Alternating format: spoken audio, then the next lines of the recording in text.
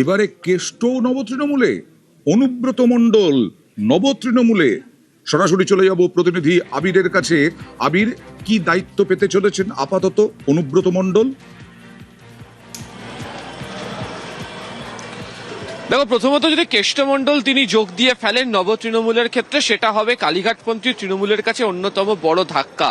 তার কারণ হচ্ছে যে শুধুমাত্র বীরভূমের নেতা হিসাবে অনুব্রত মণ্ডল তৃণমূল কংগ্রেসের অভ্যন্তরে পরিচিতি ছিল এমনটা নয়। কেষ্টমণ্ডলের যে রাজনৈতিক যে ভূমিকা, তার যে রাজনৈতিক লড়াইয়ের যে প্রসঙ্গ সাংগঠনিক ক্ষেত্রে দাঁড়িয়ে তা বারবার ধরে আলোচনাতে এসেছে। কেষ্টমণ্ডল যখন জেলবন্দি অবস্থাতে ছিলেন তখন দেখতে পাওয়া গিয়েছিল যে কোর কমিটি তাকে গুরুত্ব দেওয়া হয়েছিল। কোর কমিটি 2024-এর লোকসভা নির্বাচনে ভালো ফলো করেছিল। সেই কোর কমিটির অনেক সদস্য যারা এবারের বিধানসভা নির্বাচনে জিতেছেন, কেউ আবার হেরেছেন। তবে বীরভূমের ক্ষেত্রে দাঁড়িয়ে দেখতে পাওয়া গিয়েছে যে যেটা তৃণমূল কংগ্রেসের একেবারে কোর টিম যাদেরকে বলা হতো, তারা কার্যত ঋতব্রত বন্দ্যোপাধ্যায়দের দিকেই চলে এসেছেন। এবং শতাব্দী রায়কে তুমি জানো যে তিনি এনসিপিআর দিকে তিনি চলে গিয়েছেন। এখন যেটা জানা যাচ্ছে সেটা হচ্ছে যে নব্য তৃণমূলের যে বৈঠক হচ্ছে, সেই বৈঠকের মধ্যে যোগ দিতে চলেছেন হচ্ছে অনুব্রত মণ্ডল। সূত্রের খবর তিনি আগামীকাল তিনি আসবেন এবং নব্য তৃণমূলের নেতাদের সঙ্গে তার একটি বৈঠক হওয়ার কথা রয়েছে। সংগঠনের দায়িত্ব যদি তাকে দেওয়া হয়, তাহলে তো সেই কাজল শেখের সঙ্গে আবার ঠোকাঠুকি লাগবে। কাজল শেখও তো নব তৃণমূলে। দেখো, বর্তমানে সেই ধরনের পরিস্থিতি রাজনৈতিকভাবে তৃণমূল কংগ্রেসের বা নব তৃণমূল কংগ্রেসের অভ্যন্তরেও নেই। ফলে দুই নেতা তারা যদি মনে করেন যে নিজেদের মধ্যে দ্বন্দ্ব বা লড়াইয়ের জায়গা তৈরি করবেন, সেটা করার মতো রাজনৈতিক স্থিতি এই মুহূর্তে নেই। তার কারণ নিরঙ্কুশ সংখ্যাগরিষ্ঠতার কথা একটা সময় বীরভূম জেলার ক্ষেত্রে বলা হতো, যার প্রেক্ষিতে দাঁড়িয়ে দুপক্ষই নিজেদের বক্তব্য বা নিজেদের দাবির পক্ষে সোচ্চার হতে শুরু করেছিলেন।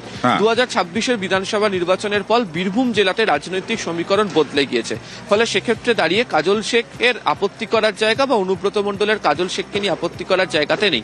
সূত্রের খবর নব্য তৃণমূলে আলোচনাতে হয়েছে অনুব্রত মণ্ডলের সাংগঠনিক ভূমিকা নিয়ে। ফলে যেটা সকালেই আমরা বলছিলাম যে জেলাভিত্তিক সংগঠন নব তৃণমূল ঘোষণা করতে পারে, সেই নব তৃণমূলের জেলাভিত্তিক সংগঠনের ক্ষেত্রে অনুব্রত মণ্ডল বীরভূম জেলার ক্ষেত্রে বড়সড় কোনো দায়িত্ব পেতে পারেন, এমনটাই সূত্রের খবর।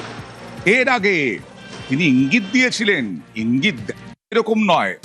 দেখুন কি ইঙ্গিত দিয়েছিলেন অনুব্রত মণ্ডল। 98 সালের পর থেকে দল হয়ে যাওয়ার পর দলে একটা সুন্দর ভাব এলো। কোন আইপ্যাক ছিল না, কেউ ছিল না। 9 সালে যখন আমরা এমপি যে জিতলাম বীরভূমের শতাব্দী রায়, তখন তৃণমূলের সিম্বল নিয়ে জিতেছিলাম, তখন আইপ্যাক ছিল না। 11 সালে যখন পার্টি পাওয়ার আসে তখন আইপ্যাক ছিল না। কিন্তু কে কার কথা শুনে? তারপর 14তেও আইপ্যাক ছিল না, 16তেও আইপ্যাক ছিল না, 19এও আইপ্যাক ছিল না। তাহলে আইপ্যাক কে প্রয়োজন হলো কেন? আজ ভরা ডুবি হলো আইপ্যাক, মিসগাইড করলো আইপ্যাক, দুনিয়ার লোকের কাছ থেকে টাকা তুললো আইপ্যাক। এমন কোন লোকের কাছে নাই যে টাকা তুলে নেয়। পঞ্চায়েত ইলেকশনের টাকা তুলেছে, মিউনিসিপ্যালিটি ইলেকশনের টাকা তুলেছে। আমাদের কি বলবো, এই তোকে জেলা প্রেসিডেন্ট রেখে, তোকে বুথ প্রেসিডেন্ট রেখে দেবো, তোকে অঞ্চল প্রেসিডেন্ট রেখে দেবো, তোকে কমিটিতে রেখে দেবো, টাকা দে, এইভাবে টাকা তুলেছে। একটু জেগে ঘুমায়, জেগে ঘুমালে দলের তো এই অবস্থায় হবে। দল সংগঠনে দল চলে, আইপ্যাক নিয়ে। একটা ইউপির লোক সে কি মোড়ারে বুঝবে, একটা বিহারের লোক এখানে কি বুঝবে তোমার লাভপুরের ঘটনা। ডিজে